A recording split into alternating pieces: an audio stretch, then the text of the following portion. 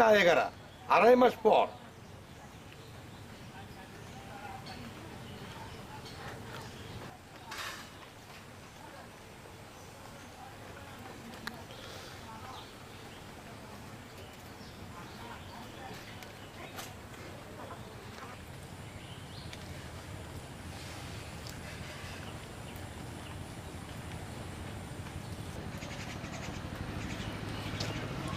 রোদে খরানি গাছ হয়ে গেল না, বর্ষা লাগলো ওই ডিবি অশোক।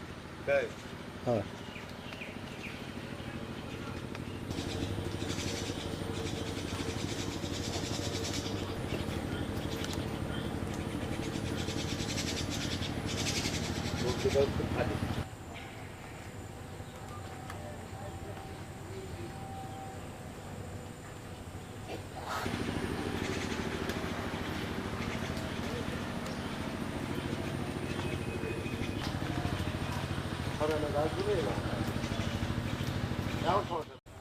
ধন্যবাদ আমার সাংবাদিক ভাই, প্রিন্ট মিডিয়া, ধন্যবাদ যারা আজকে এই প্রোগ্রামটা দেখছেন।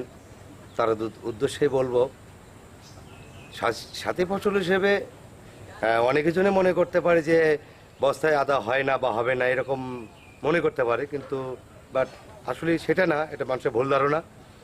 বস্তায় এই আদা ফসলটা করতে গেলে অনেকটাই সুবিধা পাওয়া যায়। সেটা হচ্ছে পোকামাকড় যে আক্রমণটা করে সেখান থেকে অনেকটাই রেহাই পাওয়া যায়। আর যে মানে খাবার, বারবার খাবার দেওয়া লাগে না, এই খাবারটা প্রথমে একবারে মিশ্রণ করেই আমরা বস্তায় আদা উঠাইছি। যেভাবে মানে আদার দেখতেছিলাম, আল্লাহ রহমত কোনো বালা মুসিবত যদি না হয়, না দেয়, তা ইনশাল্লাহ ফসল ফল ইনশাল্লাহ ভালো পাবো আমি মনে করি এটা। আর একটা কথা হলে না বললি না, এখানে যে শুধু বাণিজ্যিকভাবে না, ফ্যামিলির যে একটা চাহিদা, ফ্যামিলির যে একটা চাহিদা থাকে, সেই চাহিদাটা এখানে অভাবটা পূরণ করা সম্ভব। যেনারা এই অনুষ্ঠানটা কি দেখতেছেন, আমি তাদের উদ্দেশ্যে বলবো, অনুরোধ করব, হ্যাঁ, যা যেটাই করেন না কেন, পাশাপাশি রাজনীতি করেন, ব্যবসা করেন, চাকরি করেন, যেটাই করেন না কেন, আপনারা আমার মতন আমি চাই আমার মতো সবাই এগিয়ে আসুক। আমরা কৃষি পণ্য থেকে এখান থেকে কিছু লাভজন করতে পারি, ফ্যামিলির চাহিদা মেটাতে পারি। হ্যাঁ, এটা আমার আশা। আচ্ছা, গত বছর কি পরিমাণ বস্তায় আদা করছিলেন, কি অবস্থা, এইবার কি অবস্থা? গত বছরে আমি প্রথমে আদা করেছিলাম 110 বস্তা। তো মোটামুটি আমি ভালো একটা বেনিফিট পাইছি। এর কারণেই আমার বাপদাদাও একজন কৃষক ছিলেন, সেই কৃষক ঘরেরই সন্তান আমি। হ্যাঁ, আমার এটা আসলে কি বলবো, ভালো লাগে। নেশা বলেন, পেশা বলেন, যেটাই বলেন না কেন, আমার খুব ভালো লাগে। বিধয় একটা আমার করা, একটু সময় দেই, খুব নিজেকে খুব ভালো লাগে, সময় কাটে। হ্যাঁ, তো গত বছর যেটা করছিলাম ভালো একটা ফলন পাইছি। সেই প্রেক্ষাপটে আজকে আমি 1700 বস্তা আমি আদা করেছি। ইনশাল্লাহ ভালো দেখতেছি, ভালো ফলন পাবো আশা করি আমি। এই বাণিজ্যিকভাবে এর চাষ আসলে করে কতটা, মানে কেউ আপনারা তো বাণিজ্যিক আকারেই নিয়েছেন, মানে কি রকম লাভবান হবেন, কি রকম খরচ হবে এই 1700 ব্যাগে? তবে আমি যেটা মনে করি, আমার 1700 বস্তায় আমি একটা বস্তা কেটে দুটো করছি, অনেকজনে অথবা করছে এক বস্তাতেই করছে। হ্যাঁ, এটা ভুল, কারণ বস্তা খালি পড়ে থাকে, সময়ও লাগে। তো আমি একটা বস্তা কেটে কিন্তু দুটো করেছি।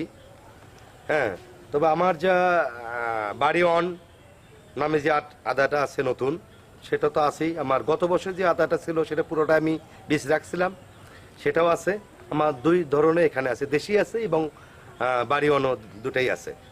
তো আজকে যারা এই অনুষ্ঠান যারা দেখছেন তাদের উদ্দেশ্যে বলবো, নেক্সট টাইমে কোনো ব্যক্তি, কোনো আগ্রহী ব্যক্তি যদি এই বীজটা নেওয়ার জন্যে আগ্রহ পোষণ করে, তো আমার সাথে যোগাযোগ করলে ইনশাল্লাহ আমি তাদেরকে বীজ দিতে পারবো ইনশাল্লাহ।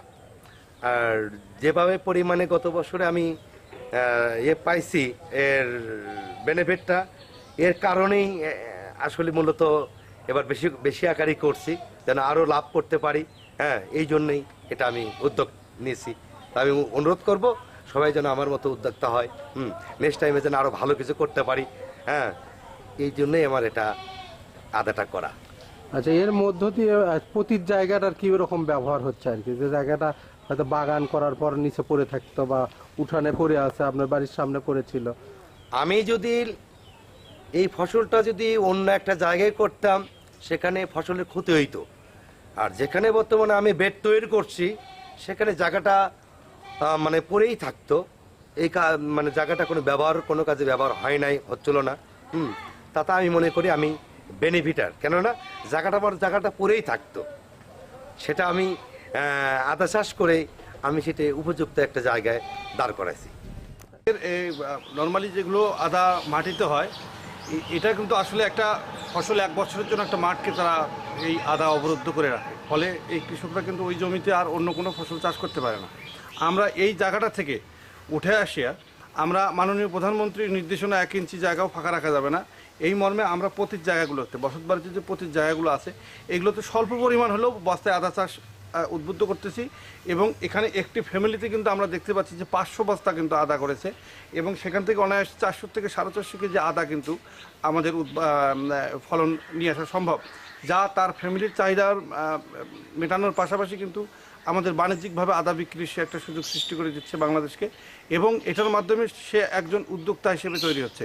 পরবর্তীতে সে এখান থেকে আরও বেশি পরিমাণ লাভবান হওয়ার জন্য তার যে বসতবাড়ির যে প্রতি জায়গাগুলো আছে, এই জায়গাগুলোতে কিন্তু সে নিজের দিক থেকেই লাভবান হওয়ার ফলে আবারও কিন্তু সে এই উদ্যোগটাই গ্রহণ করবে। এবং বস্তায় আদা চাষের একটি এই বিশাল বড় একটা বেনিফিট হচ্ছে যে প্রতি জায়গার সুষ্ঠু ব্যবহার হয়, এবং একটা বস্তা থেকে আরেকটা বস্তার খাদ্যের কোনো প্রতিযোগিতা হয় না, বিধায় আদার ফলনটা ভালো হয়, গাছের স্বাস্থ্যগত গুণ ভালো থাকে, পরিবেশগত দিন থেকেও কিন্তু আমাদের এটা ভালো হয়।